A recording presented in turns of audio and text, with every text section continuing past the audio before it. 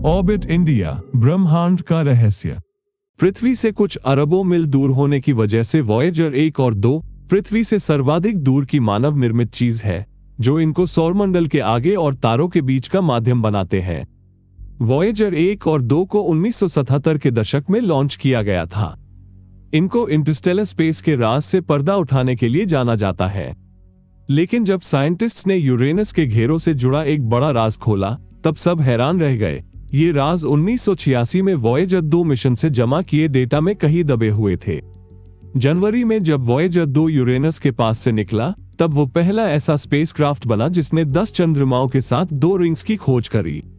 साथ ही जिसने ice giant को भी देखा, जो 2 घेरा वैज्ञानिकों ने खोजा था। उसमें से एक रिंग, जिसे जीटर रिंग नाम मिला, इसने अब वैज्ञानिकों की नींदें उड़ा रखी है, क्योंकि इसे 2 दशक तक फिर से नहीं देखा जा सका। ऐसा सिर्फ पिछले साल तक ही था। प्रोफेसर इयन रीगन की मदद से रिसर्चर्स ने जीटर रिंग के साथ यूरेनस रिंग सिस्टम की नई इमेज को हासिल कर लिया है। दरअसल वैज्ञानिक 1986 में इस खोज से गए थे, क्योंकि यूरेनस के नजदीक लाल रंग की धूल भरी रिंग्स नहीं दिख रही थी। रीगन ने इसे हासिल करने के लिए कई इमेजेस को मिलाया, जिसके बाद जीटर रिंग नजर आया। असल में ये रिंग सालों से वॉयेजर डेटा में ही था। पहले की 2 वॉयेजर की इमेजेस को मिलाने के बाद हासिल नई इमेज में रिसर्चर्स को ग्रह से लगभग 23,000 मील ऊपर मौजूद यूरेनस से रिंग्स की दूरी को मापने और इसकी चमक का अंदाजा लगाने में काफी मदद मिली। इससे जो नतीजा सामने आया, उसने सबको हैरान कर दिया। हवाई में पृथ्वी से जुड़े केक ऑब्जर्वेटरी ने 2007 में वॉयेजर 2 के बाद जीटर रिंग के दूसरे निरीक्षण को इकट्ठा किया। इन ऑब्जर्वेशन से ग्रह से 25,000 मील दूर रिंग्स दिखी, जो वॉयेजर 2 ऑब्जर्वेशंस की तुलना में यूरेनस से थोड़ी दूरी पर थी। हैरानी की बात तो यह है कि इस घेरे की जगह वॉयेजर इमेजेस से बिल्कुल नहीं मिलती। 20 साल के लंबे वक्त में रिंग में कुछ तो बदला था, लेकिन क्या यह वैज्ञानिक नहीं खोज पाए? ये बात वाकई अनोखी थी। जीटर रिंग पे जब नजर नहीं रखी जा रही थी, तब यह न सिर्फ ग्रह से 1 इंच दूर था, बल्कि इसके सिग्नल वॉयेजर 2 के व्यू के मुकाबले केक ऑब्जर्वेशंस में ज्यादा मजबूती से मिलते दिखे। मतलब ये ज्यादा चमकीला हुआ, यानी उन 20 सालों में सिस्टम में धूल कभी कभी आई होगी। ये सब क्या था? शोधकर्ता इसे नहीं खोज पाए। फिर कुछ लोगों ने माना कि शायद यूरेनस अंतरिक्ष चट्टान से टकराया हो, जिसका मलबा फिर जीटर रिंग में समा गया, या बदलता मौसम इसके लिए जिम्मेदार हो। लेकिन दोनों ही बातें सिर्फ कयास ही हैं। वजह जो भी रही हो, लेकिन ये सब किसी नाटक से कम ना था। इसने न सिर्फ रिंग्स पर असर डाला, बल्कि यह वैज्ञानिकों के निशाने पर आने से भी चूक गया। अब नासा यूरेनस सिस्टम के सफर पर जाने के लिए एक बड़ा मिशन प्लान कर रहे हैं। लेकिन मिशन के लिए फिलहाल कुछ दशकों का डेटा साइंटिस्ट्स को नहीं मिला। ऐसे में उन्हें अब उम्मीद वेब स्पेस टेलीस्कोप से है, जो ग्रहों के आसपास धूल के रिंग्स देखने का बेहतर माध्यम बन सकता है। शायद इससे कुछ काम की चीज साइंटिस्ट्स के हाथ लग जाए। लेकिन वॉयेजर 2 अकेला नहीं जो रहस्य का सामना कर रहा है, बल्कि वॉयेजर 1 भी इसमें शामिल है, जिसने इस साल मई में टेलीमेट्री डेटा की जगह कुछ बेकार की चीजें भेजना शुरू किया, जिसे ठीक करने के लिए नासा ने रिमोट डायग्नोसिस और फिक्स पर काम शुरू किया।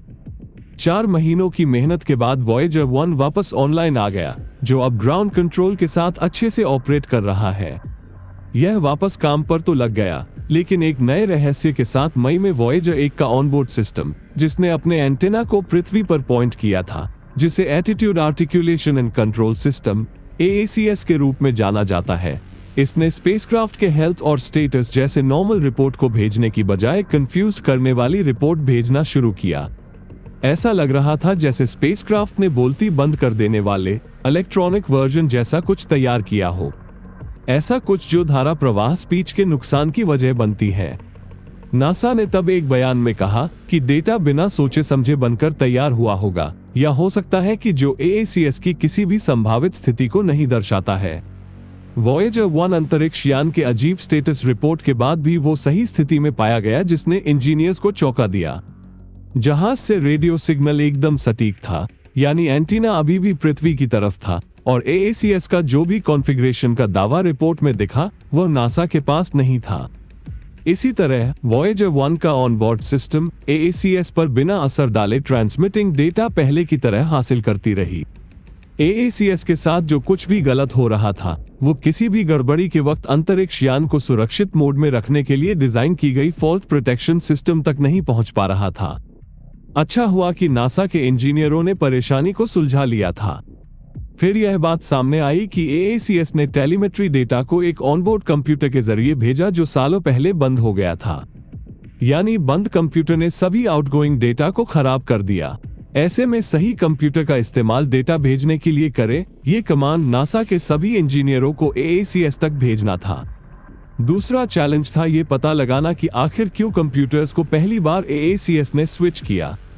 नासा का मानना है कि सिस्टम को जरूर किसी दूसरे ऑनबोर्ड कंप्यूटर से गलत कमांड मिली होगी, लेकिन अभी वॉयेजर 1 को लेकर चिंता करने वाली कोई बात नहीं।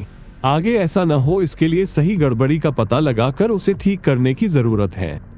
वॉयेजर 1 पिछले 1 दशक से सूर्य के चुंबकीय क्षेत्र से बाहर इंटरस्टेलर स्पेस में घूम रहा है।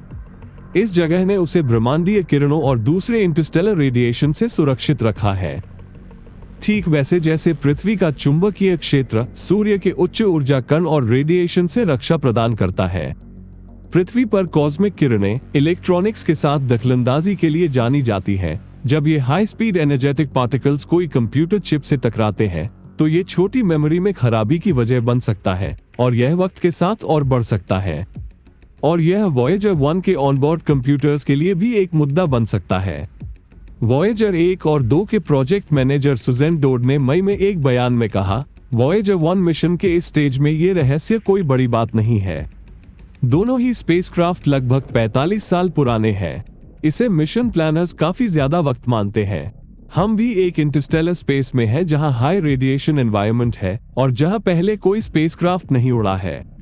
अब देखना होगा कि वॉयेजर की यात्रा के वक्त उसे और कौन से नए खतरों का सामना करना होगा, इसके साथ और कौन से नए खुलासे होते हैं। एक बात जो अब तक समझ नहीं आई वो ये कि AACS ने आखिर क्यों कंप्यूटर्स को स्विच किया था।